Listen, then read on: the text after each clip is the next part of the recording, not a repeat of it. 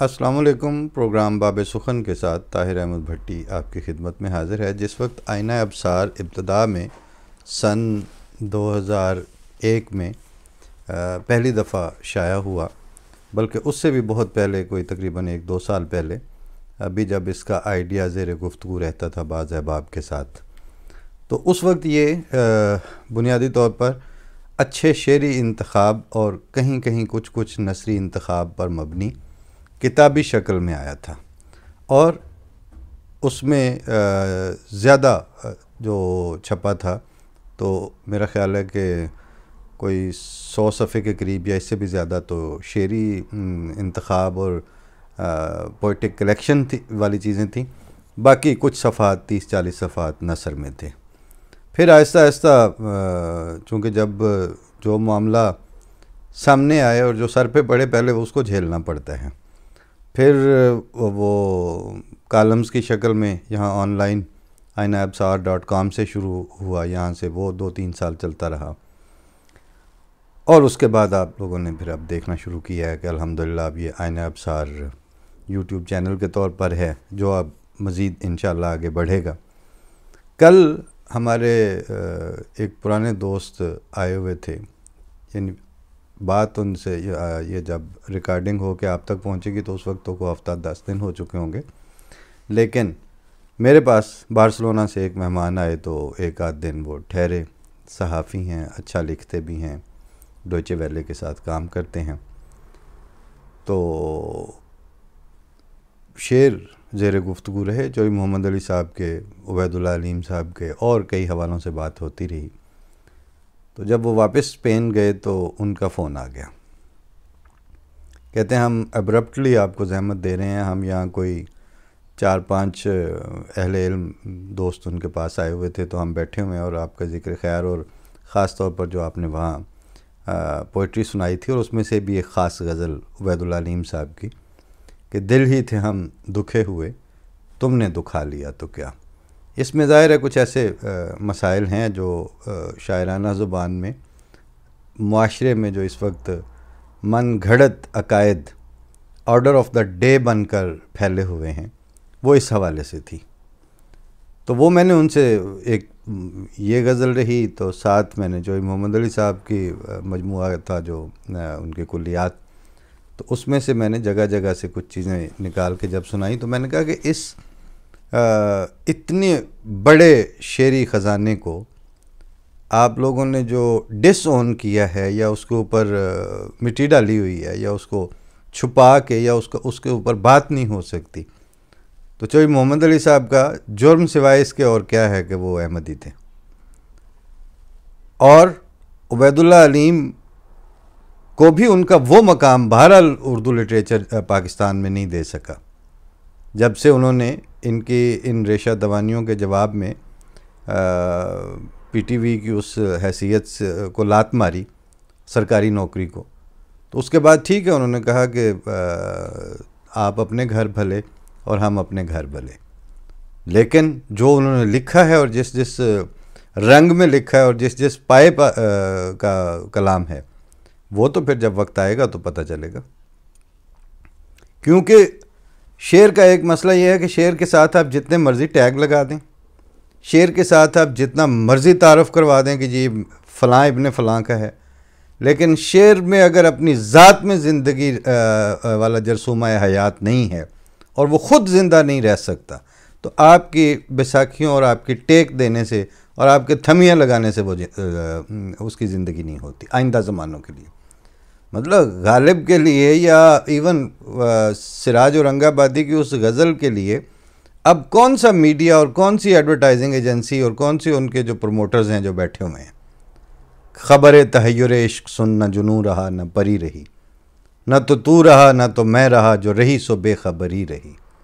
شہ بے خودی نے عطا کیا مجھے اب لباس برہنگی، نہ خرد کی بخیا گری رہی نہ جنوں کی پردہ دری رہی، مطلب ساری غزل ہی تو اس کو وہ خود سروائیو کرتے ہیں شعر۔ اور اگر اس سے ایک سٹیپ اوپر جانا ہے تو پھر یہ کہ جس حرف کو اللہ تعالیٰ زندگی بخشتا ہے وہ بھی نہیں مرتا۔ اسی لیے علیم صاحب کی ایک غزل میں یہ بھی ہے کہ ہم بھی لکھتے ہیں مگر دل میں دعا رکھتے ہیں کہ اے مسیحا تیری تحریر سے ہو جو کچھ ہو. بہرحال اس ساری تمہیدی گفتگو سے اگر آپ کو بوریت ہوئی ہے تو مجھے افسوس ہے، کیونکہ یہ بنیادی بات تو ہم نے آئینہ ابصار کسی زمانے میں شروع ہی شعر کے حوالے سے کیا تھا. تو جب وہ حافظ احمد صاحب ہمارے دوست نے اسپین سے فون کیا اور پھر ہم نے ان کو ٹیلی فون پہ ہی وہ لاؤڈ سپیکر ان کا آن کر کے تو انہوں نے اس کو سنا اور میں نے ان کو شعر در شعر یہ ایک غزل ان کے کہنے پہ فرمائش پہ سنائی، اور چونکہ اس سے مضمون ملتا جلتا تھا تو پھر دوسری غزل کے کچھ شعر میں نے سنائے. اور ان دونوں پہ ہی ان کی داد یہ بتاتی تھی کہ چاہے دنیا داری کے مجبوریوں میں جو بھی حالات ہوں اور جیسے بھی سمجھا جا رہا ہو، لیکن امر واقعہ تک ہر شریف النفس انسان کی نظر جا رہی ہے اور ہر سعید فطرت کو اس کا ادراک اور عرفان اور احساس ہے. اس ساری بنیاد پر میں وہ غزل جو انہوں نے اسپین سے فرمائش کر کے سنی تھی اور وہ غزل جس میں سے میں نے ان کو چند اشعار سنائے تھے، یہ دونوں آج کے ایپیسوڈ میں آپ کی خدمت میں پیش کر رہا ہوں. باب سخن بھی ہمارے 3-4 جو میں نے یہاں سے سٹارٹ کیے ہوئے پروگرام ان میں سے ایک ہے. اس کے بہت کم ایپیسوڈز آئے ہیں. اگر آپ لوگوں کو اس طرح کی باتیں اچھی لگتی ہوئیں تو وہ پتہ چل جائے گا، آپ کے فیڈ بیک سے بھی پتہ چل جاتا ہے اور آپ کے ویوز سے بھی. نہ ہو تو پھر ہم تو انجوائے کر ہی رہے ہیں اور ہم انشاءاللہ کرتے بھی رہیں گے. یہ پہلی وہ غزل تھی جس پہ انہوں نے جو فرمائش کر کے سنی تھی. دل ہی تھے ہم دکھے ہوئے، تم نے دکھا لیا تو کیا، اور تم بھی تو بے اما ہوئے، ہم کو ستا لیا تو کیا. آپ کے گھر میں ہر طرف منظر ماہ و آفتاب، ایک چراغ شام اگر میں نے جلا لیا تو کیا. اور باغ کا باغ آپ کی دسترس ہوس میں ہے، ایک غریب نے اگر پھول اٹھا لیا تو کیا. اور لطف یہ ہے کہ آدمی عام کرے بہار کو، موجے ہوائے رنگ میں آپ نہا لیا تو کیا. یہ ان دوست سے جب یہاں بات ہو رہی تھی تو میں نے کہا تبلیغ کو ہم ان معنوں میں لیتے ہیں کہ لطف یہ ہے کہ آدمی عام کرے بہار کو، موجے ہوائے رنگ میں آپ نہا لیا تو کیا. اور اب کہیں بولتا نہیں، غیب جو کھولتا نہیں،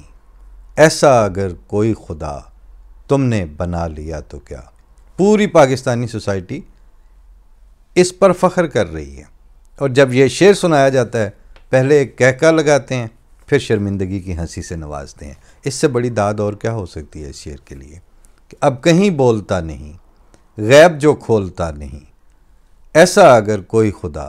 تم نے بنا لیا تو کیا. اور یہ ختم نبوت جو اس وقت انٹروڈیوس کروا رہے ہیں یہ اس کا جواب بھی ہے. اور جو ہے خدا کا آدمی، اس کی ہے سلطنت الگ، ظلم نے ظلم سے اگر ہاتھ ملا لیا تو کیا. آج کی ہے جو کربلا، کل پہ ہے اس کا فیصلہ، آج ہی آپ نے اگر جشن منا لیا تو کیا. اور لوگ دکھے ہوئے تمام، رنگ بجھے ہوئے تمام،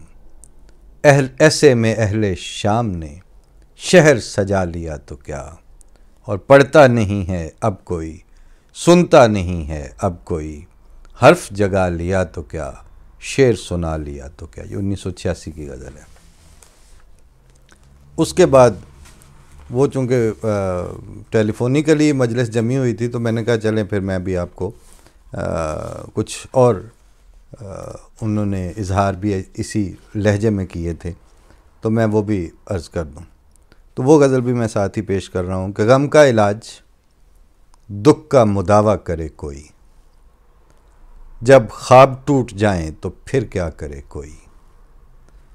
100 سلسلے خیال کے، 100 رنگ خواب کے، کچھ سوچ کر کسی کی تمنا کرے کوئی. اور بجھتی نہیں ہے پیاس کہ جانے کہاں کی ہے، پیاسی زمیں پہ ابر سا برسا کرے کوئی. آؤں جو ہوش میں تو میں بے خودی وہ دے، گرنے لگوں تو مجھ کو سنبھالا کرے کوئی. اور یاران جان و دل کو کوئی جمع پھر کرے، جو بھی ہو جس کا حال سنایا کرے کوئی، جب دل کو اشک و آہ کے ساما نہ ہو بہم، اس بے کسی میں یاد نہ آیا کرے کوئی۔ اور اس شعر کی وجہ سے ان کو وہ یہ غزل سنائی تھی کہ کیا ہیں یہ لوگ اپنے شجر آپ کاٹ کر، دیتے ہیں پھر دہائی کہ سایہ کرے کوئی۔ جو تیرا بخت ہے نہیں کھلتی ہے اس کی آنکھ، لاکھ آسماں سے روشنی لایا کرے کوئی۔ اور یہ شعر جب میں نے سنایا تو انہوں نے کئی دفعہ اس پہ داد دی، لیکن مسیحا کے معنی شاید ان کے اور تھے اور میرے اور ہوں گے کہ اس آدمی کے آپ مسیحا نہ ہوں اگر، کس میں ہے دم کہ اب اسے زندہ کرے کوئی۔ ہے امن اس مکان محبت سرائے میں، یہ انورٹڈ کاماز میں مصرع ہے، یہ امن است در مکان محبت سرائے ماں کا ڈائریکٹ مفہوم ہے امن اس مکان محبت سرائے میں، جب چاہے آئے شوق سے آیا کرے کوئی۔ وہ ہے طلسم خواب نظارہ کہ ایک بار، دیکھے اسے تو بس اسے دیکھا کرے کوئی۔ کر کے سپرد ایک نگاہ ناز کے حیات، کر کے سپرد ایک نگاہ ناز کو حیات، دنیا کو دین دین کو دنیا کرے کوئی۔ اور چمکیں گے آسمان محبت پہ خود علیم، لفظوں کے ٹھیکروں کو ستارہ کرے کوئی۔ یہ 1997 کی ہے۔ تو جناب اظہار تو ہوتا ہے، اور اس استعارے میں سارے مفاہیم اور سارے قضیے اٹھائے بھی جا سکتے ہیں، سمیٹے بھی جا سکتے ہیں۔ اور چونکہ اب یہ تو اپنے دیے ہوئے سلیبس کے اندر ہی ادب اور شعر لکھتے ہیں، اور متعارف کروائے گئے جو ایم سی کیوز ہیں وہیں سے ان کو سوال و جواب کا ماحول بھی پیدا کرنا ہوتا ہے۔ جو فطرت انسانی سے پھوٹ بہنے کے انداز میں تخلیقات تھیں، وہ اگر کہیں ہیں تو ہم تک پہنچتی نہیں ہیں شاید، اور اگر کوئی تخلیق کے نام پر کوئی ڈھونگ رچاتا بھی ہے تو پھر وہ اس کے ساتھ شخصی شہادت دینے سے قاصر رہتے ہیں۔ اس لیے ان کی تخلیق کو وہ دوام اور وہ زندگی بھی نصیب نہیں ہوتی، وہ ماحول ہی نصیب نہیں ہے، دوام اور زندگی کی کیا بات کرتے ہیں۔ فی امان اللہ۔ بتائیے گا کیسا لگا، اگر اس طرح آپ شعر سن سکتے ہیں تو ہم بھی کبھی کبھار کچھ انتخاب کر کے یا کچھ اپنا یا کچھ کلیکشن پیش کر دیا کریں گے۔ اللہ حافظ، السلام علیکم ورحمۃ اللہ۔